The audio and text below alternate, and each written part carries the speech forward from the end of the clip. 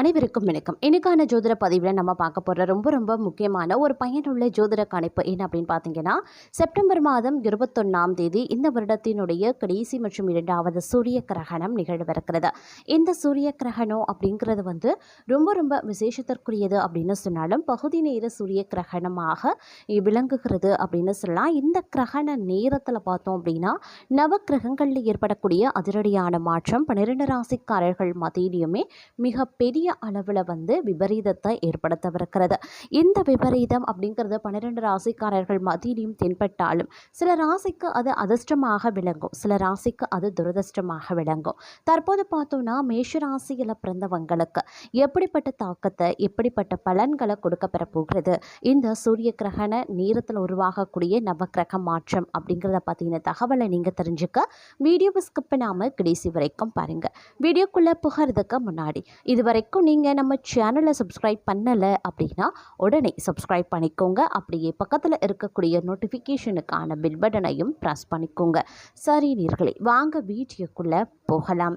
நவ கிரகங்களினுடைய அமைப்பு, அதுவும் சூரிய கிரகணம் அப்படின்னு பார்த்தாலே, சூரிய கிரகணங்கள் அப்படின்னு சொன்னாலே நம்மளுடைய மனதுக்கு ஒரு விதமான பயம் பதட்டம் ஏற்படும். ஏன்னா அசுபமாக விளங்கக்கூடிய அது மங்களகரமான ஒரு நிகழ்வாக கிரகணங்கள் பார்க்கப்படுவது கிடையாது. அப்படிப்பட்ட அசுப பலன்களை கொடுக்கக்கூடிய வகையில் இருக்கக்கூடிய அசுப நாளாக பார்க்கக்கூடிய இந்த கிரகண நேரத்தில் உருவாகக்கூடிய நவக்கிரக மாற்றங்கள் அப்படிங்கிறது ரொம்ப முக்கியத்துவம் வாய்ந்ததாக பார்க்கப்பட்டு வருகிறது. இந்த நேரத்தில் பார்த்தோம் அப்படின்னா மேஷராசிக்காரர்களுக்கு மிகப்பெரிய அளவில் விபரீதம் ஏற்படுவதற்குண்டான வாய்ப்புகள் இருக்குது. அதிலும் பொருளாதார ரீதியான வீழ்ச்சியை நீங்கள் சந்திக்க போகிறீங்க அப்படின்னு சொல்லலாம். பணப்பற்றாக்குறை ஏற்படுங்க. பணத்தை பார்த்து பத்திரமா செலவு செய்கிறது அவசியமாகிறது. இந்த காலகட்டத்தில் அடுக்கடுக்கான பிரச்சனைகளை எதிர்கொள்வீங்க. குடும்பத்தில் பிரச்சனை, கணவன் மனைவிக்குள்ள ஒரு ஒற்றுமை இல்லாத தன்மை, எதற்கெடுத்தாலும் விவாதம் வாக்குவாதம் அப்படின்னு வரும். பிள்ளைகள் விஷயத்தில் நீங்கள் அந்த அளவுக்கு கண்ணும் கருத்துமாக இருந்தாலும் பிள்ளைகளுடன் கருத்து வேறுபாடு பிரச்சனைகள் எழ வாய்ப்புகள் இருக்குது. உற்றார் உறவினர்களின் கலகங்கள் மூலமாக உறவுகள் பாதிக்கப்பட செய்யலாம். அதே மாதிரி 3வது நபரை நீங்கள் நம்புறதுனால ஏற்படக்கூடிய விபரீதங்கள் அப்படின்னு அடுக்கடுக்கான பிரச்சனைகள், அடுக்கடுக்கான விபரீதங்களை நீங்கள் ஏற்கக்கூடிய ஒரு காலகட்டம் அப்படிங்கிறதுனால ரொம்ப உஷாராக இருக்கணும். இன்னும் நாம் சொல்லணும் அப்படின்னா, இன்னும் குறிப்பாக நாம் சொல்லணும் அப்படின்னா, உங்களுக்கு நாலாபுரமும் பிரச்சனை சூழ்ந்து கொண்டிருக்கும் அப்படின்னு சொல்லலாம். எந்த பக்கம் போனாலும் வழி தெரியாத பிரச்சனைகளாகவே இருக்கும். அதை சமாளித்து நீங்கள் வெளிவர வேண்டியதாக இருக்கும். கடந்த காலத்தை காட்டிலும் இந்த காலம் ரொம்ப மோசமானதாக இருக்க வாய்ப்புகள் அதிகமாக இருக்கிறது. அதனால ரொம்ப உஷாராக இருக்க பாருங்கள். ஏன்னா இந்த நேரத்தில் பார்த்தீங்க அப்படின்னா ஏற்கனவே நீங்கள் 7.5 நாட்டு சனியின் பிடியில் இருக்கீங்க.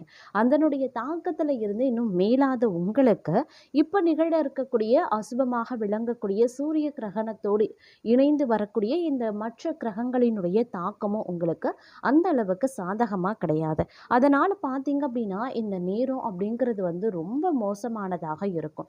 அதிலும் குறிப்பாக குடும்பம் மற்றும் பண விஷயத்தில் ரொம்ப பிரச்சனைகளை அனுபவிப்பீங்க. பணியிடத்தில் கூட பார்த்தீங்க அப்படின்னா பணிகளை கவனிக்க முடியாது, வீட்டையும் பராமரிக்கணும், பணிகளையும் பார்க்கணும் அப்படின்னு வரும்பொழுது உங்களுக்கு எதை ஃபஸ்ட்டு நம்ம செய்யறது, எந்த வேலையை நம்ம முதல்ல முடிக்கிறது அப்படிங்கிறத குழப்பத்திலேயே பார்த்தீங்க அப்படின்னா 2த்தையும் விட்டுடுவீங்க. குடும்பத்தையும் உங்களால் சரிவர கவனிக்க முடியாது, உங்களுடைய பணியிட சூழலையும் சரிவர கவனிக்க முடியாது. 2ல் ஏதாவது ஒன்று நீங்கள் இழக்க வேண்டியதாக இருக்கும். பெரும்பாலும் நீங்கள் குடும்பத்தையே தேர்வு பண்ணுவீங்க அப்படின்றதுனால பணியிட சூழல் சாதகமற்றதாகவும், ஏன் பணியே பறிபோவதற்கான வாய்ப்பாகவும் இந்த நேரம் தங்களுக்கு அமையப்பெறலாம். அப்படிங்கிறதுனால ரொம்ப கவனமாக இருக்கணும். திட்டமிட்டு செயல்படுங்க, பொறுமையாக இருங்க. ஆணவம் தலைகணம் இந்த காலத்தில் இருக்கக்கூடாது, கோபம் வெளிப்படக்கூடாது, யாருக்கிட்டையும் பகைமையை வளர்த்து கொள்ளாதீங்க. கடந்த காலத்தில் என்னதான் கோபப்பட்டாலும் அது உங்களுக்கு சாதகமாக இருந்திருக்கலாம். ஆனால் இந்த காலம் அப்படி கிடையாது, இனி வரக்கூடிய காலமும் அப்படி கிடையாது. யார்கிட்டையும் நீங்கள் பகைமையை வளர்த்துக்காம இருக்கிறது தான் உங்களுக்கு புத்திசாலித்தனம் அப்படின்னு சொல்லலாம். நீங்கள் இந்த நேரத்தில் பகைமையை வளர்த்து கொண்டீங்க அப்படின்னா கஷ்டமோ நஷ்டமோ விபரீதமோ உங்களுடைய எதிராளிக்கு கிடையாது. நீங்கள் யாரை எதிரி நினைக்கிறீங்களோ அவர்களுக்கு கிடையாது, தங்களுக்கே சாரும் அப்படிங்கிறத நினைவில் வைத்து கொள்ளுங்க.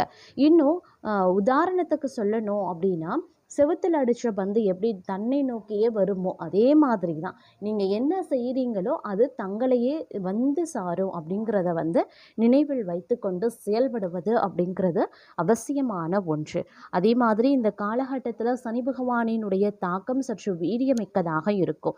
அது மட்டும் கிடையாதுங்க, சனி பகவானும் சுக்கிரனும் இணைந்து உருவாக்கக்கூடிய சசாஷ்டக யோகம் பெற வருகிறது. இதுவும் தங்களுக்கு விபரீதத்தை தான் ஏற்படுத்தும்.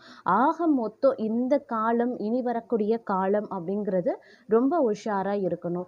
ஏன்னா பிரச்சனைகள் எப்படி வரும் எப்படி போகும் அப்படின்றதே தெரியாது. உங்களுக்கு தெரியாத இடத்துல வந்து பிரச்சனைகள் வரும். நீங்கள் பிரச்சனையில தான் இருப்பீங்க, ஆனால் நீங்கள் பிரச்சனையில தான் இருக்கீங்க அப்படின்றதே உங்களுக்கு தெரியாத அளவுக்கு அந்த பிரச்சனைகள் உங்களை வாட்டி வதைக்க செய்யும். அடுக்கடுக்கான பிரச்சனைகள், ஒரு பிரச்சனை முடிவதற்குள்ளாக அடுத்த பிரச்சனை வரிசை கட்டும். இந்த மாதிரி நிறைய சூழ்நிலைகளை இனி வரக்கூடிய காலங்களில் நீங்கள் எதிர்கொள்ள வேண்டியதாக இருக்கும். அப்படிங்கிறதுனால ரொம்ப உஷாராக இருக்க வேண்டியது அவசியம். ஆரோக்கிய விஷயத்துலையுமே ரொம்ப ரொம்ப கவனமாக இருக்க பாருங்க. அதே மாதிரி சிலருக்கு வெளியூர் பயணங்களும் அதனால் உடல் அசதியும் உண்டாகும். அதனால் கொஞ்சம் திட்டமிடலோடு பயணங்களை மேற்கொள்ள வேண்டியது அவசியமாகிறது. அலுவலக சூழ்நிலை அப்படிங்கிறது விளக்கமான ஒரு நிலையே தான் இருக்கும். சக பணியாளர்கள் மத்தியில் கொஞ்சம் நீங்கள் கோபத்தை காட்டாமல் இருக்க வேண்டியது அவசியம். அதே மாதிரி ஒரு சிலருக்கு மட்டும் வேலையில் வந்து இடமாற்றம் ஏற்பட வாய்ப்புகள் இருக்குங்க. அதன் காரணமாக தற்காலிகமாக குடும்பத்தை விட்டு பிரிந்திருக்கக்கூடிய நிலையும் உருவாகலாம். வியாபாரம் தொழில் அப்படிங்கிறது எதிர்பார்த்ததை விடவும் லாபம் சற்று குறைவாகத்தான் இருக்கும். புதிய ஒப்பந்தங்கள் கையெழுத்தாகும். கையெழுத்து இடுவதற்கு முன்பாக பல முறை சிந்தித்து கையெழுத்து போடுவது, நன்கு படித்துவிட்டு கையெழுத்து போட வேண்டியது அவசியங்க. பங்குதாரர்கள் கொஞ்சம் அனுசரணையாக நடந்து கொள்வாங்க. குடும்பத்தை நிர்வகிக்கக்கூடிய பெண்களுக்கு இது ஒரு கலவையான நிலையை உருவாக்கக்கூடிய வகையில் இருக்க பெறுகிறது. அப்படிங்கிறதுனால எல்லா விஷயத்திலையுமே நீங்கள் கொஞ்சம் வந்து கூடுதல் கவனத்தோடு இருக்க வேண்டிய அவசியம் இருக்க பெறுகிறது. அதே மாதிரி நீங்கள் நினச்சது ஒன்று நடக்கிறது ஒன்றாக இருந்தாலும் பெரிய அளவில் இந்த காலகட்டத்தில் வந்து பாதிப்புகள் இருக்காது அப்படிங்கிறது குறிப்பிடத்தக்க ஒரு விஷயம் அப்படின்னு சொல்லலாம்.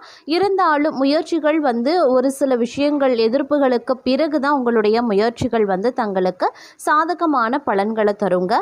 நீண்ட நாட்களாக இருந்து வந்த பிரச்சனைகள் ஓரளவுக்கு வந்து முடிவு பெறும் அப்படின்னு சொல்லலாம். குடும்பத்தில் இருந்த வீண் பிரச்சனைகள் நீங்கி அமைதி ஏற்படுவதற்குண்டான வாய்ப்புகள் இருக்குது. குடும்ப செலவுகள் அதிகரிக்கும். அப்படிங்கிறதுனால திட்டமிட்டு பட்ஜெட் போட்டு செலவுகளை மேற்கொள்ள வேண்டியது அவசியங்க. அதே சமயம் மற்றவர்களுக்கு உதவ போய் வீண் பிரச்சனை உண்டாகலாம், கவனமாக இருங்க. வாகனங்களில் செல்லும் போது எச்சரிக்கையாக செல்ல வேண்டியது அவசியமாகிறது. மன துயரம் நீங்கக்கூடிய ஒரு காலகட்டம், சிற்றின்ப செலவு அதிகரிக்கக்கூடிய ஒரு காலகட்டம். மனதில் ஏதாவது ஒரு கலக்கம் ஏற்பட்டு கொண்டே தாங்க இருக்கும். காரணமே இல்லாமல் வீண்பழி சுமக்கவும் நேரிடலாம். நீங்கள் ஒதுங்கி சென்றாலும் வெளியே வந்து சிலர் சண்டை போடலாம். அதனால் கவனமாக இருங்க. மாணவர்களுக்கு கல்வி தொடர்பான கவலைகள் நீங்கும். சக மாணவர்களிடம் இருந்த கருத்து வேற்றுமையும் குறையும். இந்த நேரத்தில் தொழில் வியாபாரம் தொடர்பான அலைச்சல் அதிகரிக்கலாம். வாடிக்கையாளர்களை அனுசரித்து செல்வது நல்லது. உத்தியோகத்தில் இருக்கிறவங்க கடுமையாக உழைக்க வேண்டியதாகவும் இருக்கலாம். எடுத்த வேலையை செய்து முடிக்கிறதுக்குள்ள பல தடங்கல்களை நீங்கள் பல தடங்கல்களை நீங்கள் சந்திப்பீங்க அப்படின்னு சொல்லலாம். குடும்பத்தில் இருப்பவர்களாலேயே டென்ஷனும் உண்டாகும். கணவன் மனைவிக்கு இடையில கருத்து வேற்றுமை வராமல் இருக்க மனம் விட்டு பேசுறது ரொம்ப ரொம்ப நல்லது. எதுலையுமே ஒரு திருப்தி இல்லாதது போல இந்த காலகட்டம் தோன்றலாம். எடுத்த காரியத்தை செய்து முடிக்க அலைய வேண்டியதாகவும் இருக்கும். கொடுக்கல் வாங்கல சற்று கவனமாக இருங்க. வீண் செலவுகள் உண்டாகாம பார்த்து கொள்ளுங்க. மற்றவர்களால் மன கஷ்டம் ஏற்படும். அதனால கொஞ்சம் உஷாராக இருங்க. மற்றவர்கள் விஷயத்தில் தலையிட வேண்டாம். அதே மாதிரி நீண்ட நாட்களாக இழுபறியாக இருந்த ஒரு வேலையை செய்து முடிக்க அரும்பாடு பட வேண்டியதாக இருக்கும்.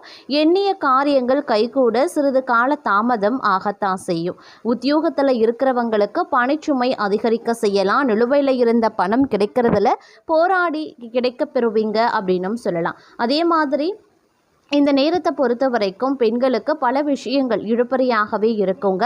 அதனால் கொஞ்சம் கவனமாக இருங்க. ஒரு சிலரை பொறுத்த வரைக்கும் வேலை தவறி உணவு உண்ணும்படி நேரலாம். தொழிலில் திடீர் போட்டி இருக்கும். வீண் வார்த்தைகளை பேசுகிறத தவிர்ப்பது நல்லது. மன நிறைவடைவதற்காக கூடுதலாக உழைக்க வேண்டியதாகவும் இருக்கலாம். அதிகமாக பணியாற்றுவதால் உடல் சோர்வடையவும் நேரிடலாம். வீண் பேச்சுக்களை தவிர்ப்பது நல்லதுங்க. எடுத்துக்கொண்ட வேலைகளில் ஏதாவது வேண்டாத பிரச்சனை தலை தூக்கலாம்.